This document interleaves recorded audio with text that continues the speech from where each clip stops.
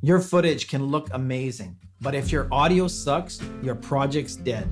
The good news, you can fix that before you ever hit record. In this episode, we'll break down the full audio panel in the Blackmagic camera app. Input sources, routing, monitoring, metering modes, and formats. You'll learn how to capture clean professional sound with just your iPhone and a mic. The audio settings panel gives you full control over how the iPhone captures sound. From mic input to recording format, this is where your setup goes from good enough to broadcast ready. The first selection is audio source. This is where you choose which microphone the app uses to record sound. By default, the app uses your iPhone's internal mic, but if you've connected an external microphone, you can select it here instead. You also have the option to turn off audio recording entirely if needed. One thing to note is that if you are using an external microphone, this setting might not automatically switch to the right input. So it's always a good idea to double check this setting before you hit record. Right below audio source, you'll see an option to select which built-in iPhone mic to use. And this is especially helpful when you're not using an external mic. Auto lets the app decide which mic to use based on your camera angle. Front uses the mic near the selfie camera, back uses the mic near the rear lens, and bottom uses the mic near the charging port. Next is audio format. This controls how your audio is recorded and saved with your video. There are two options here, PCM and AAC. PCM, or linear PCM, is uncompressed high-quality audio, perfect if you plan to do sound mixing or post-production work. AAC is compressed audio. If you're shooting in ProRes, stick with PCM to match that high-end workflow. But if you're just doing casual recording or need to save space, AAC works just fine.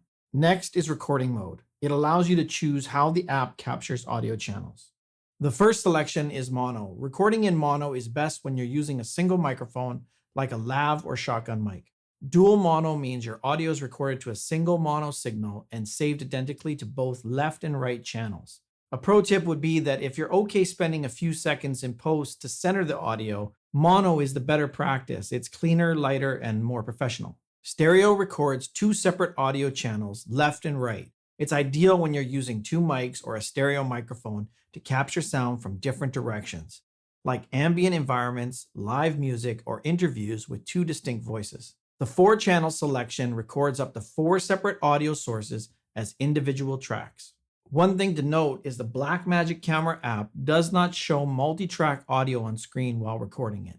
iOS only allows one aggregate audio input, so using multiple mics directly without an interface like a Rodecaster usually won't work unless routed through a multi-channel capable device. The next selection is sample rate, and you have the following options: 44.1 kHz, 48 kHz, 96 kHz, and 192 kHz. My advice is to stick with 48 kHz for clean sync and universal compatibility. Next is audio metering, and you've got a few options here: VU-18 and VU-20. VU stands for volume unit meters.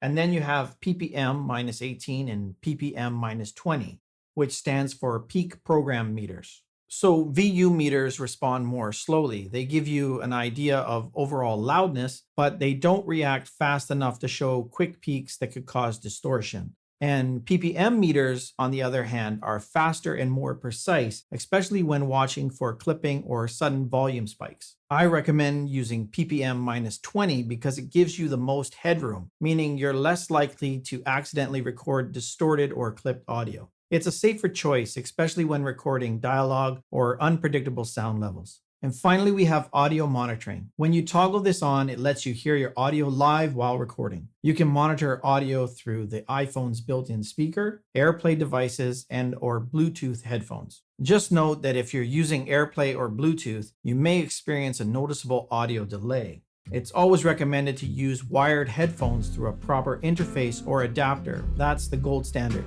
That's it for this part of the Blackmagic camera app series. Now that you know how to record clean audio, up next we're diving into LUTs. Be sure to hit the like button and drop a comment below. And don't forget to subscribe. I'll see you in the next one, guys.